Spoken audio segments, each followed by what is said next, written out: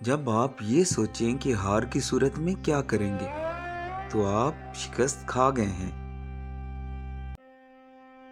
اللہ کی عطاؤں پر الحمدللہ اور اپنی خطاؤں پر استغفر اللہ کہنا اللہ کو بہت پسند ہے۔ میں کبھی چپ رہ کر نہیں پچھتایا، جب پچھتایا بول کر پچھتایا۔